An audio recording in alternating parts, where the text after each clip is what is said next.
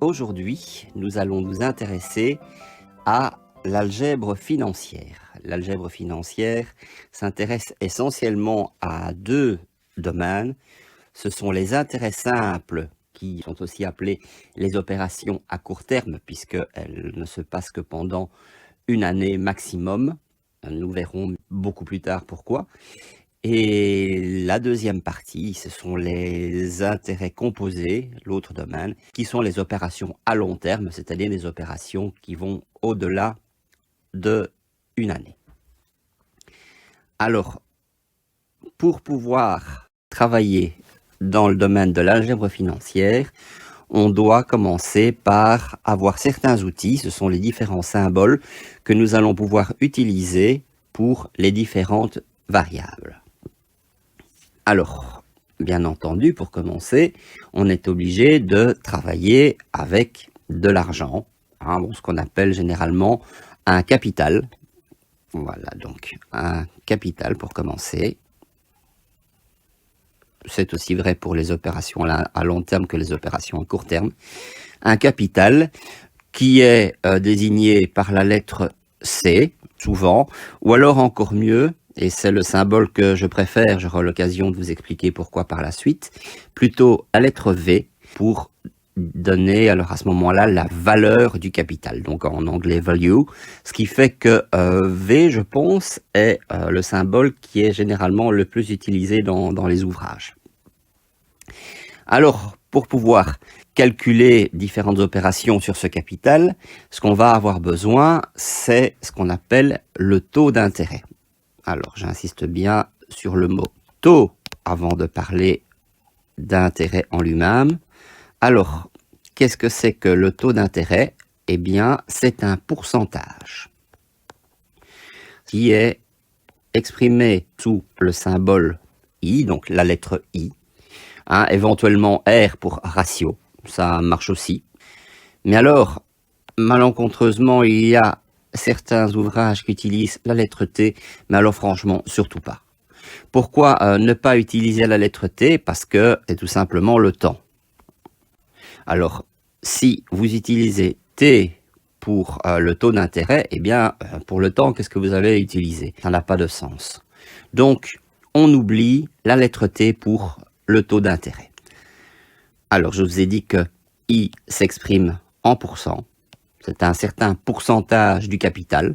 Le capital, bon, c'est de l'argent, donc nous, de notre côté, on va utiliser des euros, mais bien entendu, on peut aussi utiliser des dollars, des livres sterling, comme vous voulez, ça peut être n'importe quoi, puisque le principe de calcul reste le même, quel que soit le pays.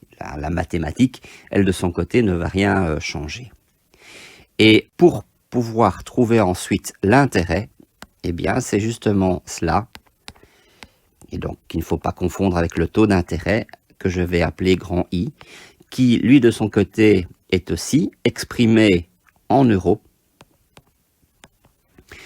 En euros, donc comme ceci, c'est donc un certain pourcentage du capital.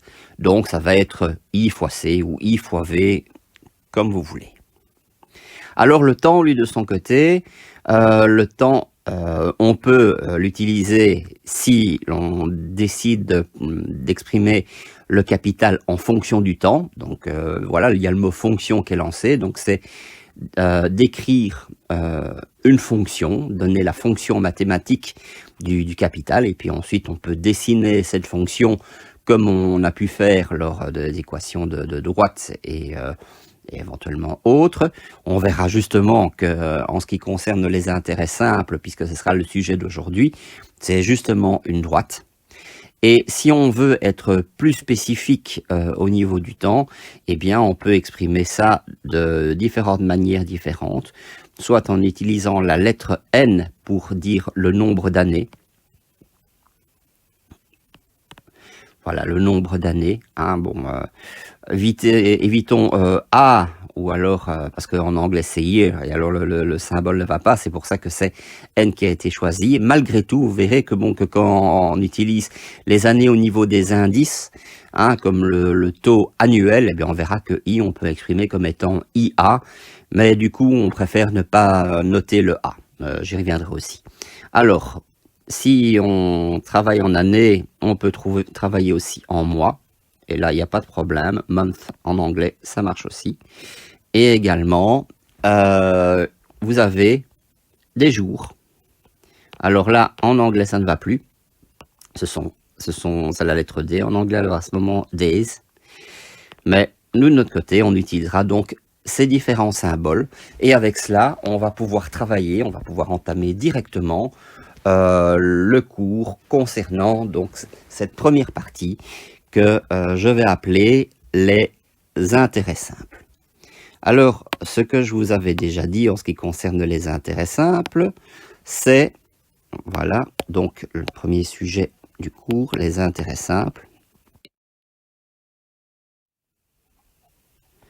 Voilà, que je vais souvent désigner tout simplement avec les deux lettres I, C, ça ira plus vite au niveau notation.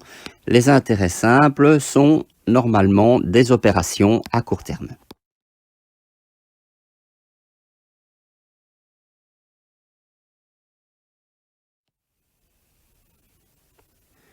C'est-à-dire que ça va de 0 à 12 mois, ou si vous préférez, juste 1 an, et pas plus.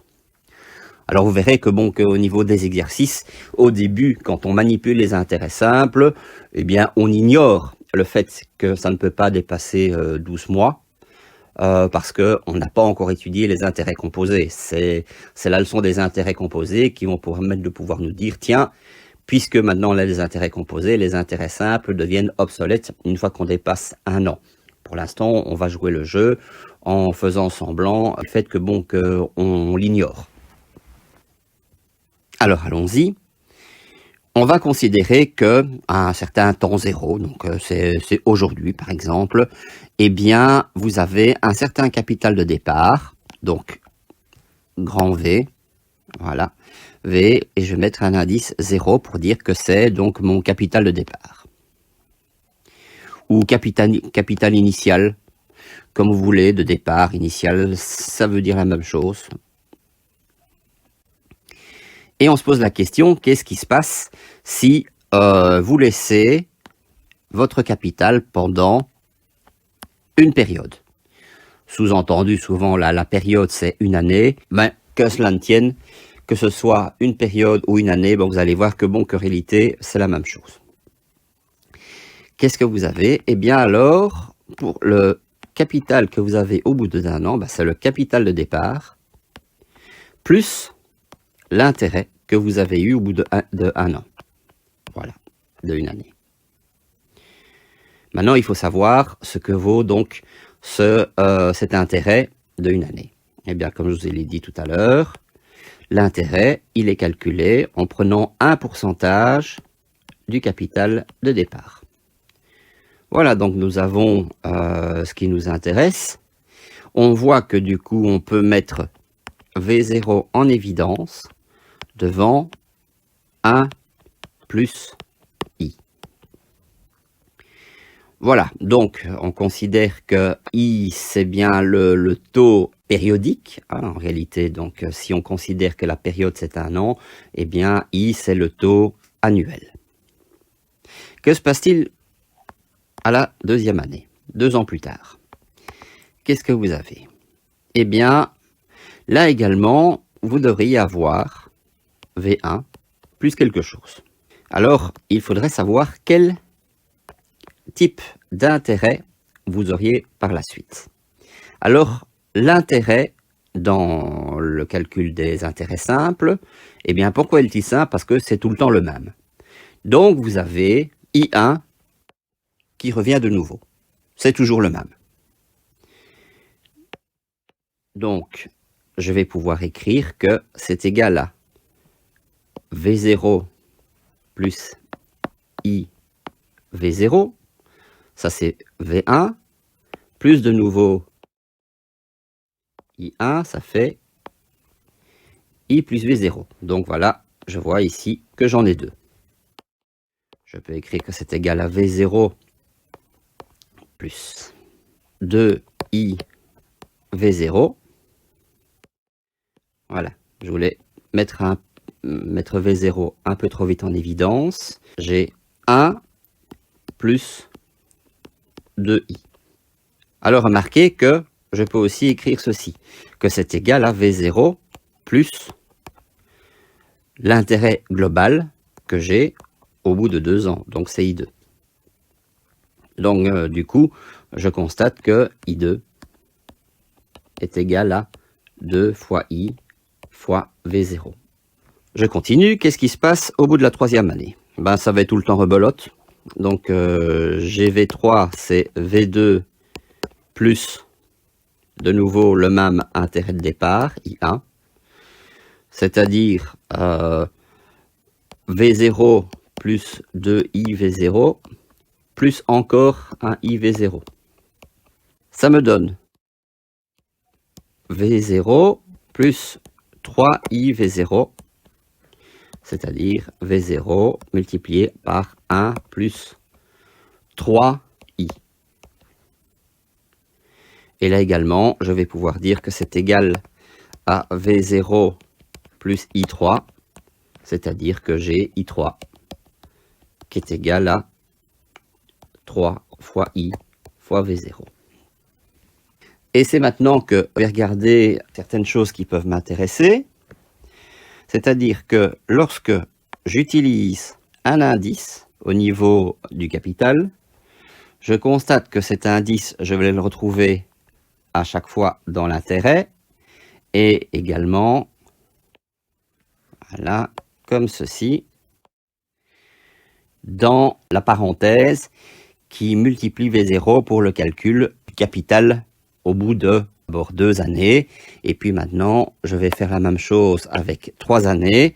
Si j'ai 3, eh bien alors à ce moment-là, je vais avoir 3IV0, j'ai 3I, j'ai 3 fois I fois V0 et j'ai I3.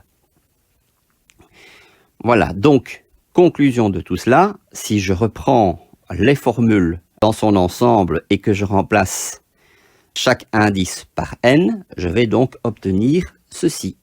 Si je veux connaître la valeur du capital que j'obtiens au bout de n périodes,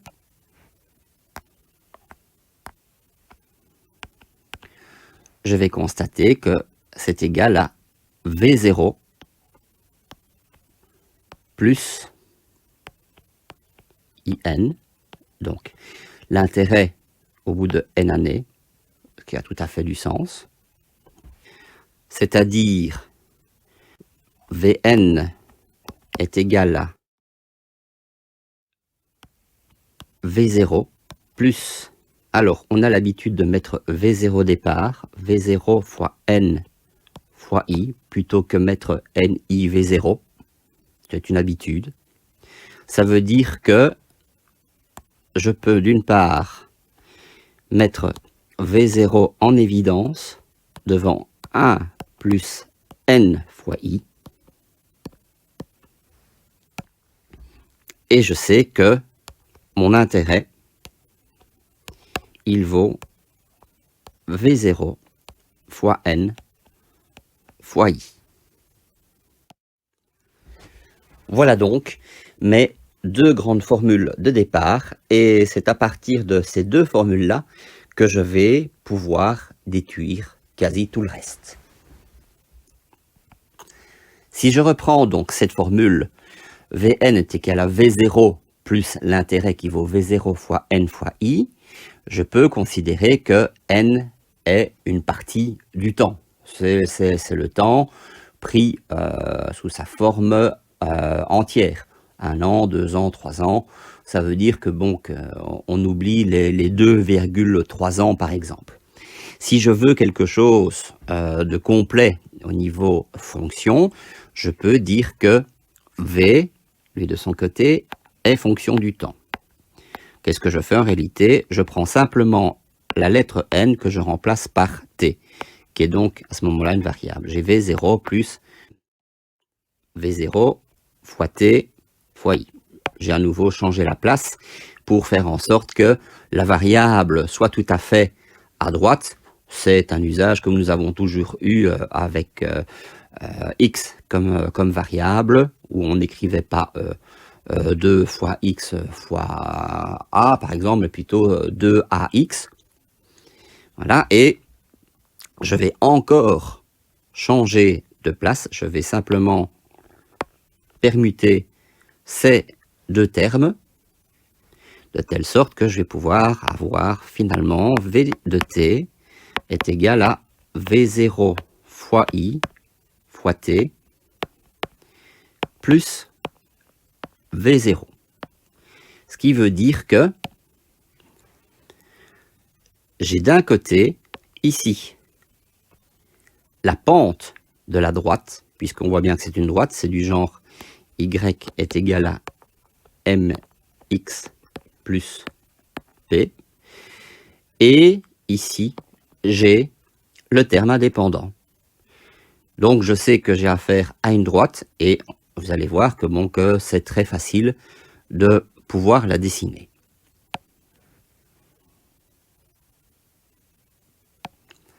Voilà mon système d'axes avec la droite préalablement dessinée.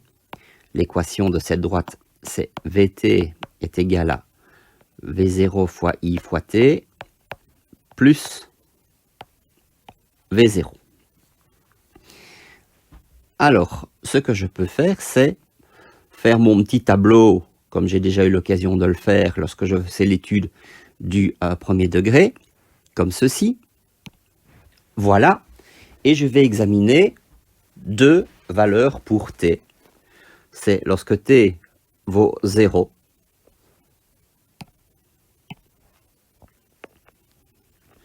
et lorsque t vaut 1. Bon, bah, lorsque t vaut 0, v0 fois i fois v0, bah, ça fait 0. Il ne reste plus que v0. Ce n'est pas une grande surprise. Ça me démontre juste que lorsque t vaut 0, eh bien, j'ai la valeur de départ qui est donc mon capital initial. Donc, j'ai noté v0. Donc, ça, c'est le début. Alors, qu'est-ce qui se passe au bout d'une année? Je vais le mettre le 1 plus loin, comme ceci.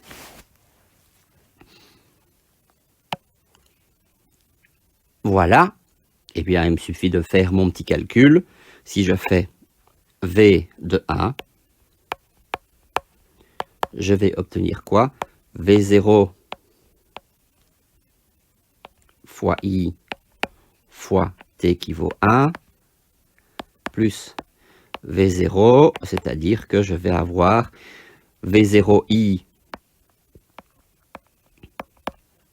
plus V0, c'est-à-dire V0 multiplié par 1 plus I. Ce n'est pas incroyable puisque c'est ce que nous avions calculé au départ. Donc, je sais que ici, en ordonnée, je vais avoir V0 multiplié par 1 plus I. Et donc, voilà mon graphique. Vous voyez que c'est un graphique qui est simple et vous comprenez peut-être maintenant pourquoi est-ce que l'étude de la droite avait tant d'importance, puisque quand on se lance dans les mathématiques appliquées, eh bien, la droite va alors à ce moment-là intervenir tout à fait régulièrement, en tout cas dans le domaine de l'algèbre financière et donc pour tout ce qui concerne la comptabilité. Je vais donc revenir à mes deux formules principales, qui sont donc Vn est égal à V0 qui multiplie 1 plus Ni. C'est cette formule-là qu'il faudra retenir. Et l'autre formule qui en découle directement, c'est In est égal à V0 fois N fois I. Bien, si maintenant je ne veux pas travailler en années, mais que je souhaite travailler en mois, comment est-ce que je vais faire ça? Ben, la première chose déjà que je peux me dire, c'est que N, c'est M sur 12. Le nombre de mois divisé par 12.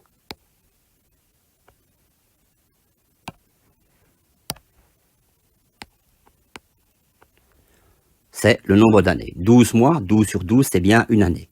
24 mois, 24 sur 12, c'est bien 2 ans. Donc, ça va être mon point de départ.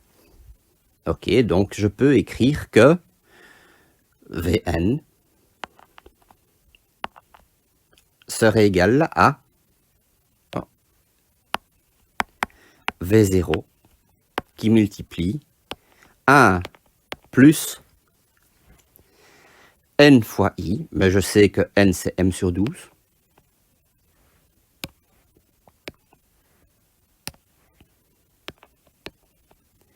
qui multiplie i. Voilà.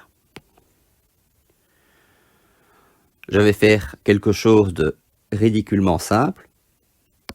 Je vais dire que c'est égal à V0 qui multiplie 1 plus... Alors, le 12, je vais le changer de place. Je vais dire que m douzième fois i, c'est aussi est égal à m fois i sur 12.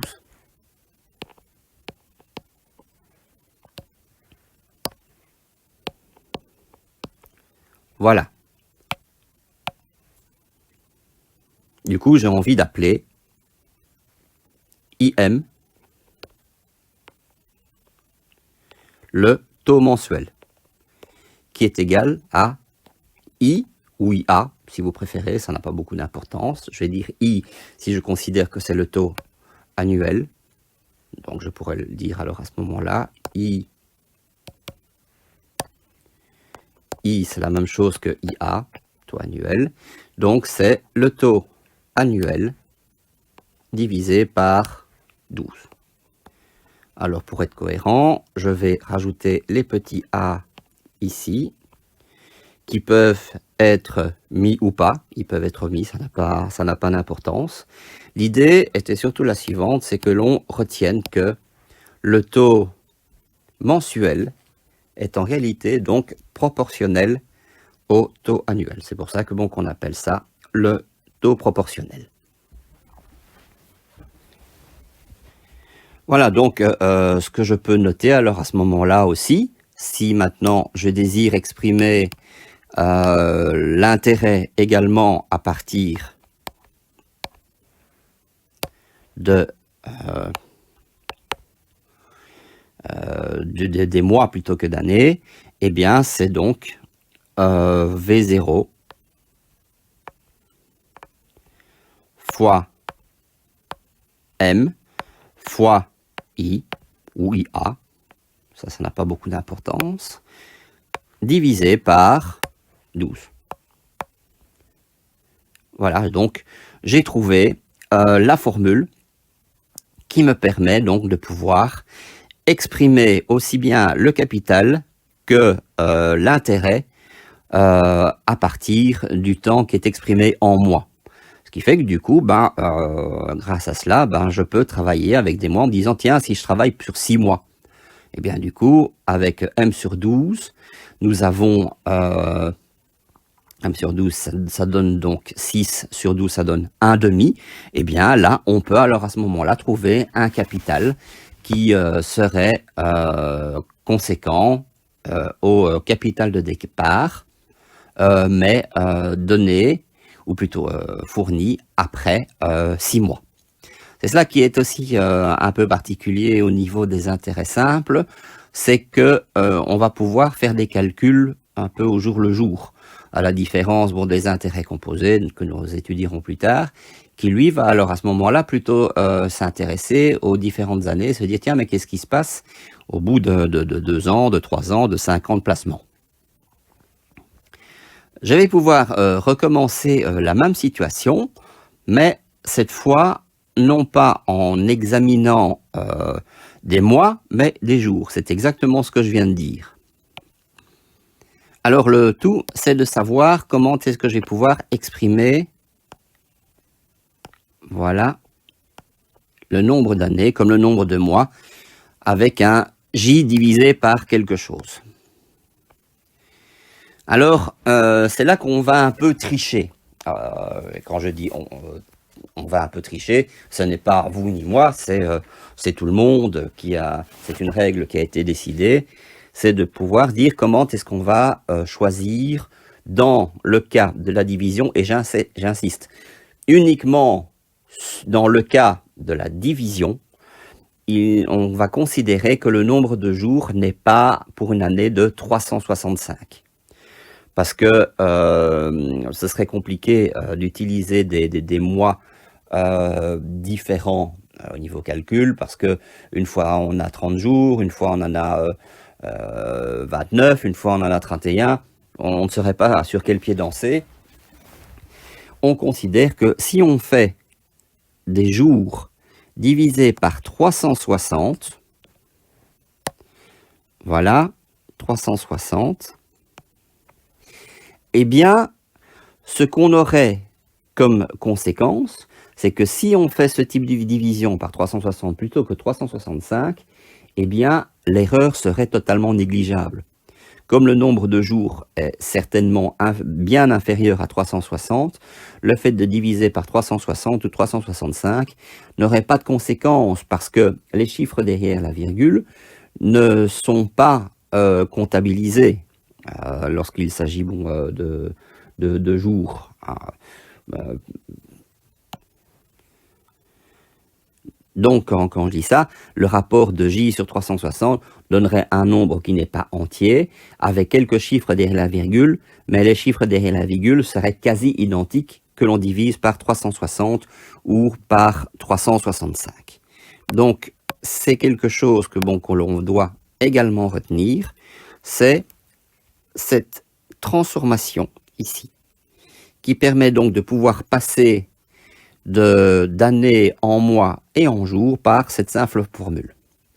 Alors, pour les formules qui sont en dessous, eh bien, il suffit tout simplement que je transforme que je transforme M sur 12 par J sur 360. Donc, tous les M, donc ce M là sur 12, je le transforme par J sur 360. Nous avons également en dessous, je peux faire la même chose. Donc le M et le 12 ici. Je vais écrire J 12. Et enfin, donc la formule finale de l'intérêt. Ici, je change le M sur 12 par J sur 360. Bon. Et alors, maintenant, pour être cohérent avec l'ensemble de toutes les formules que l'on trouve dans les livres, tous les indices petits a, je vais les supprimer, puisque par défaut, on sait que I est égal à IA, ce qui va donner donc ceci finalement. Voilà, on a Vn est égal à V0 qui multiplie 1 plus J fois I, divisé par 360. Tiens, j'ai un 360 qui m'a échappé. Je vais directement le remettre. C'était bien 360. C'était une erreur pour moi si tout à l'heure j'avais mis sur 12. Ce qu'on fait plutôt, c'est ceci. Je vais faire la modification suivante.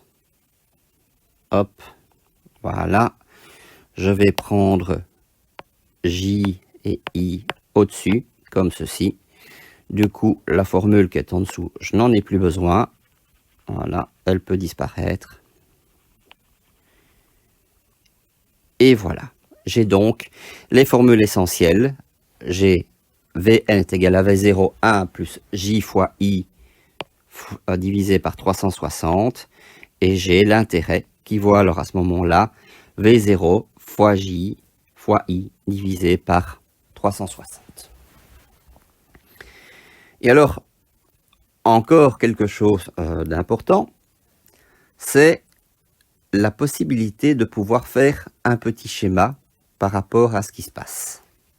Le schéma, lui, de son côté, c'est une ligne de temps très simple à faire. Voilà, je vais prendre une ligne du temps, comme ceci.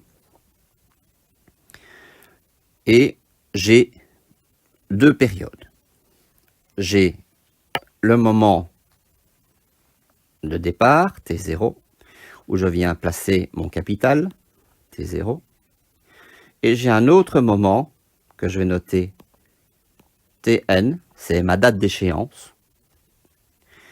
J'ai V0 qui est placé au départ. À la date d'échéance, je vais pouvoir récupérer Vn. Et qu'est-ce que j'ai pu faire pour avoir Vn? Eh bien, à partir de V0, j'ai dû rajouter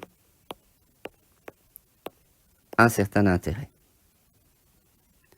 Voilà. Et qu'est-ce que l'on constate? Et c'est pas très compliqué de comprendre cela. C'est qu'évidemment, le capital final est toujours inférieur au capital initial. Dans le vocabulaire financier, on parlera plutôt de valeur actuelle. C'est donc le capital que je place. Vous voyez que j'ai bien dit valeur actuelle et pas capital actuel. C'est pour ça que, bon, que je préfère l'utilisation de la lettre V plutôt que de la lettre C. Donc c'est une certaine valeur actuelle que je vais placer pour pouvoir obtenir ce que je vais appeler, bon, au bout de n années, je vais avoir, ou bien de n périodes, je vais avoir une valeur acquise.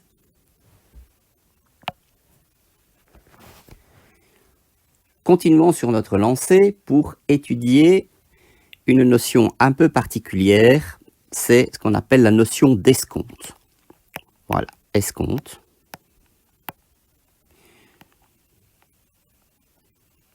En fait, il existe deux escomptes.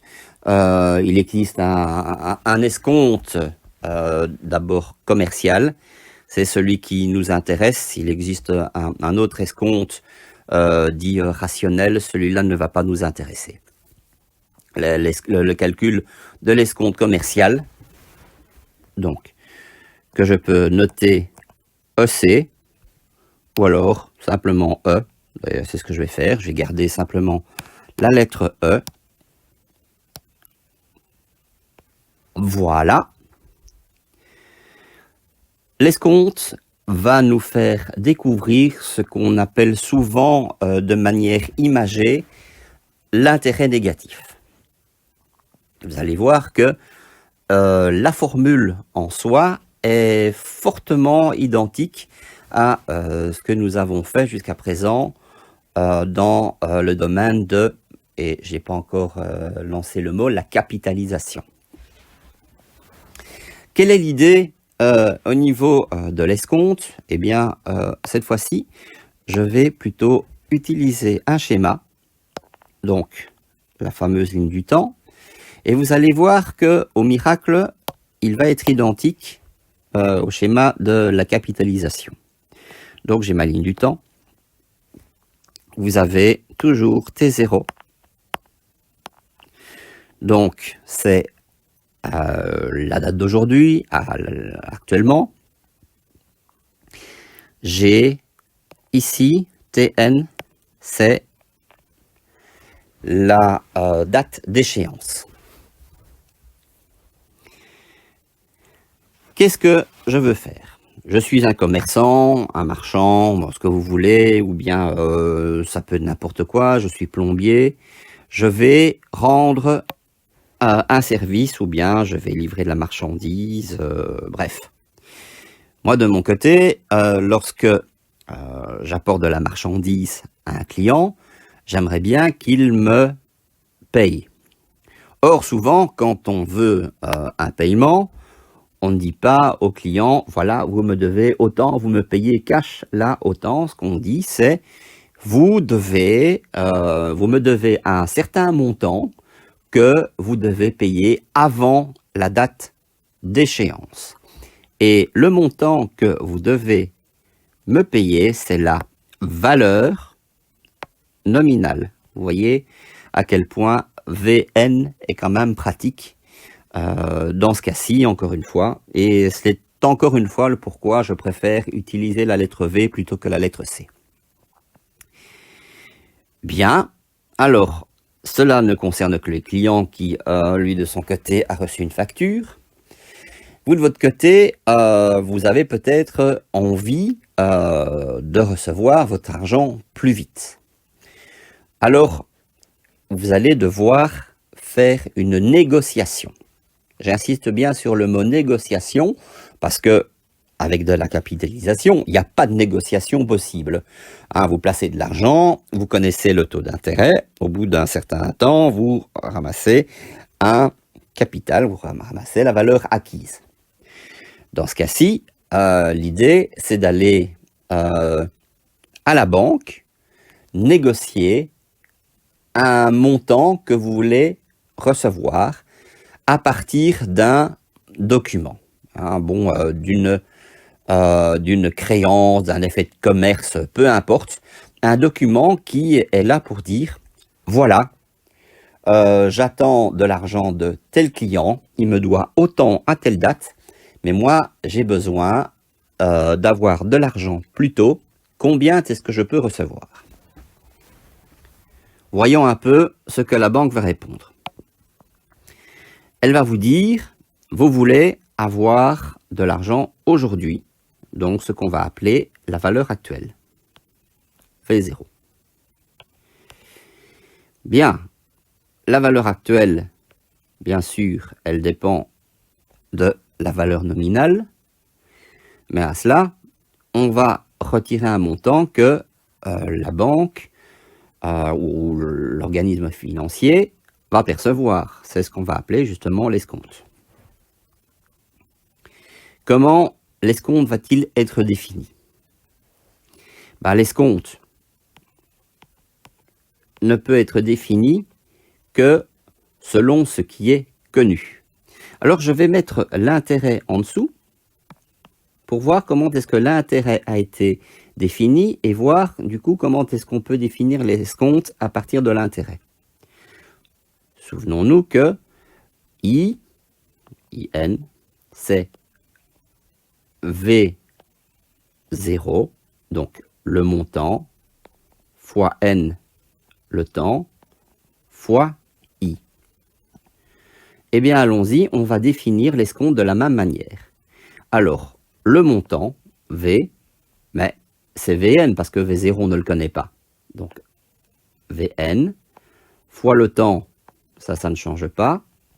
C'est N qui correspond bien à Vn, justement, fois le taux, et cette fois-ci, on ne va pas écrire petit i pour taux d'intérêt, mais petit e pour taux d'escompte. Donc voilà, je sais que je vais avoir V0, donc la valeur actuelle, aujourd'hui, à partir de la valeur nominale où je retire l'escompte.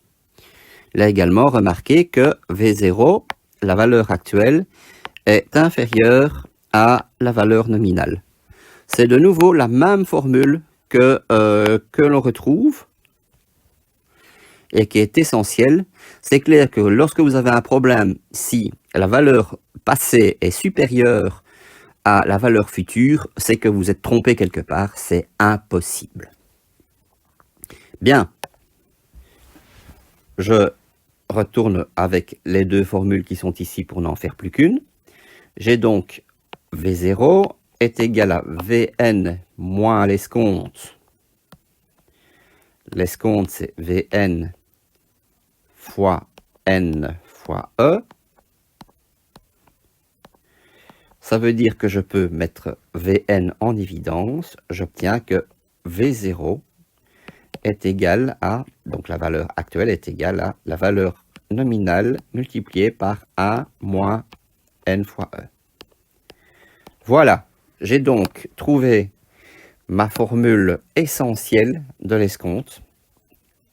J'ai donc d'une part le calcul de la valeur actuelle à partir de l'escompte en soi. Et encore une fois, si je ne veux pas travailler en année, mais que je préfère travailler en mois ou en jours, eh bien, je vais obtenir exactement le même procédé au niveau calcul.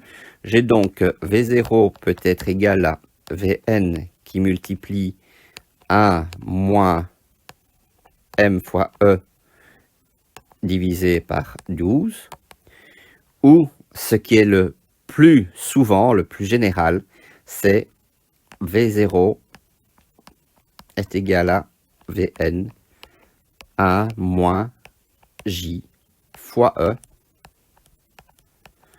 divisé par 360.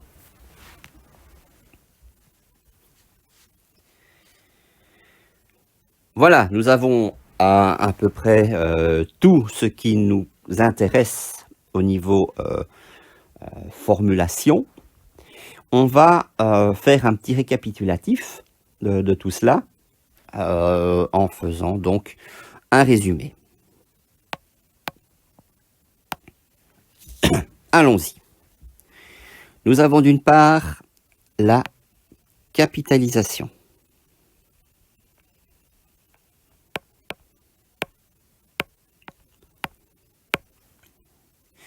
Et d'autre part, nous avons l'escompte.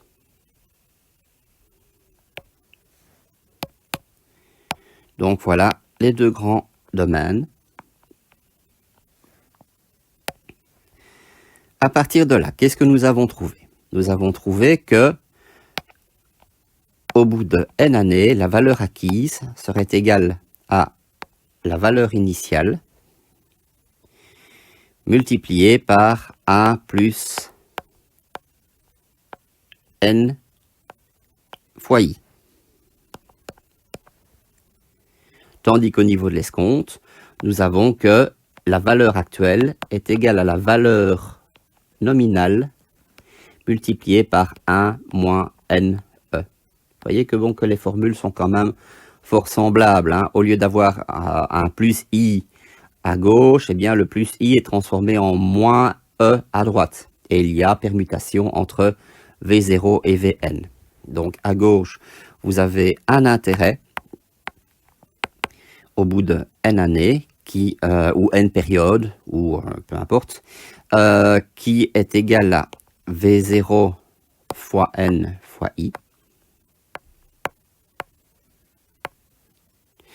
Tandis que pour l'escompte, vous avez l'escompte qui vaut Vn fois n fois e.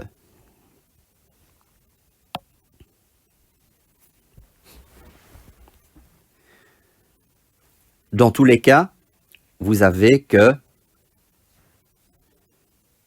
n est égal à m sur 12, qui est égal à j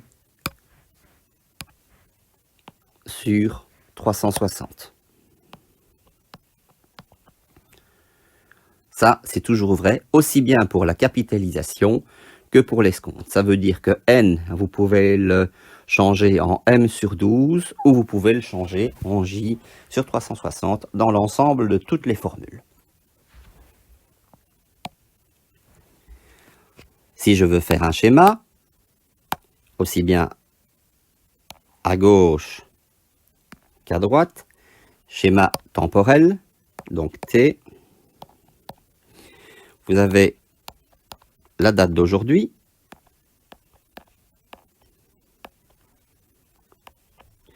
et vous avez la date finale, date d'échéance. Vous avez à gauche le capital de départ avec la valeur acquise. Vous avez à droite la valeur actuelle avec la valeur nominale. Pour pouvoir passer de l'un à l'autre, lorsque vous passez de V0 à Vn avec la capitalisation, vous rajoutez l'intérêt. Tandis qu'avec l'escompte, pour arriver à V0, vous prenez Vn et vous retirez l'escompte. Et dans les deux cas, vous avez toujours la valeur passée est inférieure à la valeur future. Voilà le résumé total de la leçon d'aujourd'hui. En fait, il ne reste plus qu'une chose à voir pour les différents calculs, c'est le calcul de J. C'est-à-dire du nombre de jours. Et le calcul du nombre de jours ne se fait pas avec un petit calendrier où on va s'amuser à dire de telle date à telle date, eh bien il faut que je rajoute par exemple 8 jours, plus 30 jours, plus 31, plus 30. Ça n'en finit pas. Au contraire de cela, on utilise ce qu'on appelle une table journalière que vous avez à la fin de votre syllabus. L'utilisation de la table journalière est très très simple. En fait, il suffit de regarder n'importe quelle date pour connaître la valeur du jour en soi. Qu'est-ce que c'est que cette valeur? Eh bien, c'est le numéro du jour. J'entends par là que si je prends le 1er janvier, eh bien, vous avez que le 1er janvier, eh bien, c'est le premier jour. Si je vais plus loin et que je vais voir le 31 janvier, là, c'est le 31e jour, le jour 31.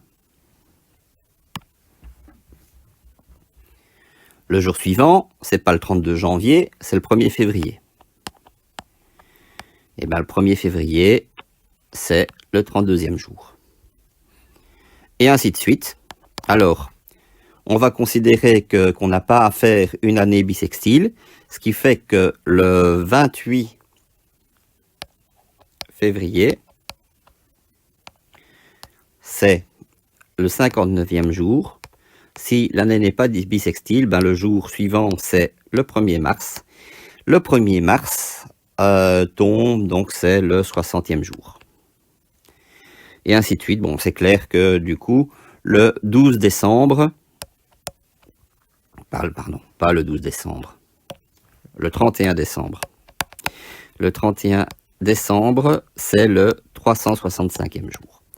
Voilà comment fonctionne une table journalière. Alors, prenons différents exemples. Quand on a affaire à un problème, l'idée c'est toujours de commencer par une ligne du temps, voilà, comme ceci, où vous avez T0 et vous avez Tn. Et on se pose la question, mais quelles sont ces deux dates? Alors, prenons deux dates quelconques. Je ne sais pas, aujourd'hui nous sommes...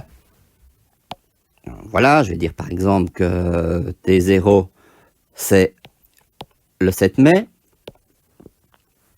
Et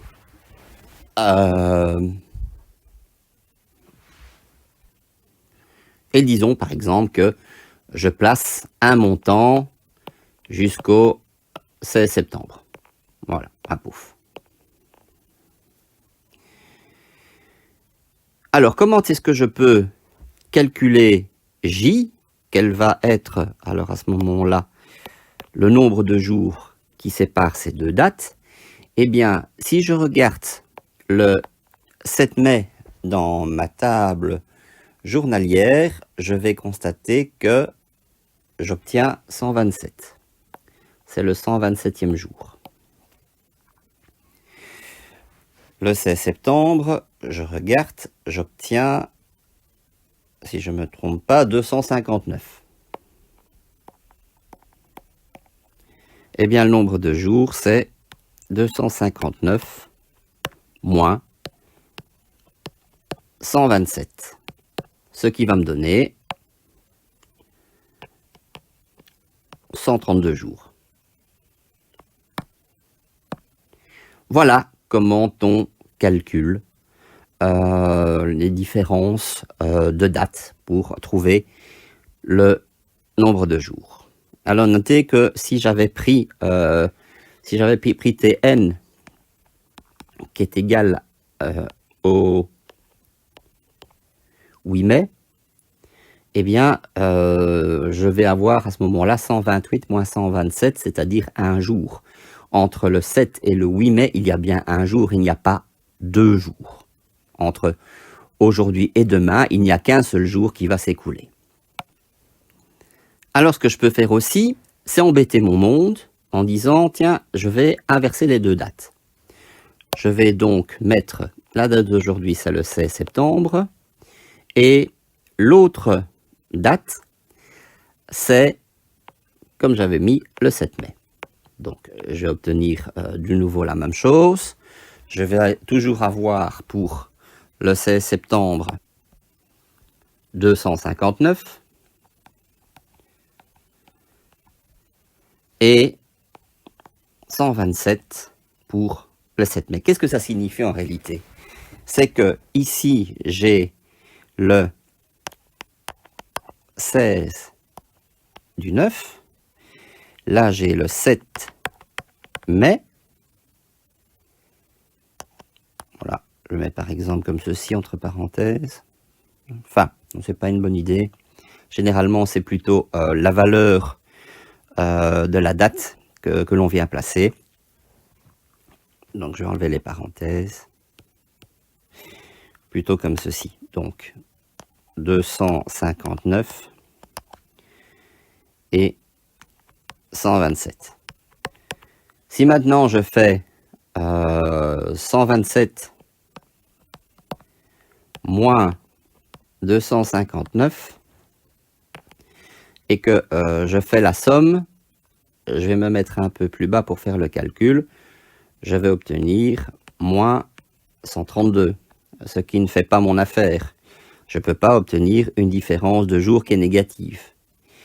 Mais qu'est-ce qui se passe en réalité? C'est que quand je parle du 7 mai, ça veut dire qu'en réalité, c'est le 7 mai de l'année prochaine.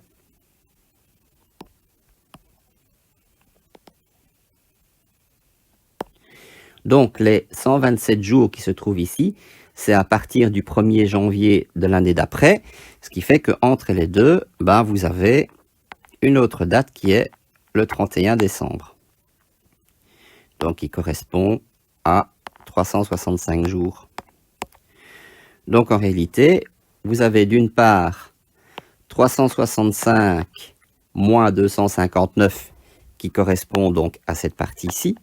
Donc, vous avez ici 365 moins 259.